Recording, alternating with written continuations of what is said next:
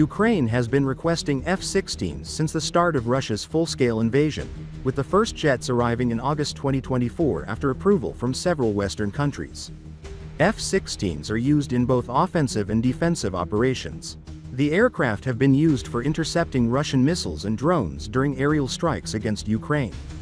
They could also be deployed to launch missiles and bombs at Russian positions along the front line. Recently, Ukrainians launched a massive F-16 airstrike campaign on Russian military targets, using the new Western jet's deadly capabilities to the maximum. On the northern front, Ukrainians executed multiple precision strikes to disrupt Russian efforts.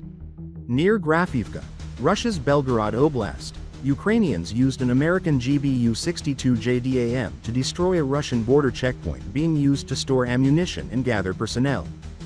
Geolocated footage also confirms several more hits on Russian positions, targeting and disrupting Russian force accumulations as Russians keep sending in more reinforcements to deal with the Ukrainian incursion into Belgorod. In Kursk, Ukrainian MiG-29s used French AASM Hammer guided bombs to target Russian force concentrations in Guevo and Goptarivka, preventing them from establishing footholds in these villages.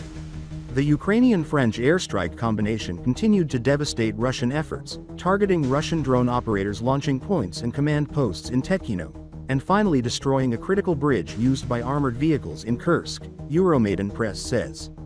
These strikes disrupted the Russian command and control structure, preventing coordinated Russian assaults into Sumy and dooming them to small infantry group tactics that were destined to fail.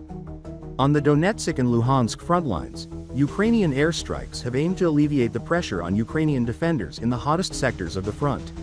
Along the Pishchane funnel near Kupiansk, Ukrainian aircraft successfully struck two-story buildings full of Russian soldiers. In Selidove, north of Bakhmut, a Mavic 3 drone captured the impact of two GBU-62 JDAM bombs on Russian troop positions preparing for frontline deployment and assaults toward Siversk. Euromaidan Press recounts that at Pokrovsk, Ukrainians carried out precision strikes in Selidove and Novojelyzavetivka, targeting large buildings housing Russian soldiers and drone operators, collapsing the structures and eliminating everyone inside. Finally, in Velyka Novosilka, reconnaissance drones guided AASM Hammer bombs to hit buildings being used as command posts and gathering points for Russian soldiers. Notably, Ukrainian strike aircraft have been operating with increased confidence, bolstered by air-to-air fighter cover provided by the newly acquired F-16s and Mirage 2000s. Recall, F-16 has been marketed for years as a premier multi-role fighter that can perform all missions for all countries in all theaters of operation.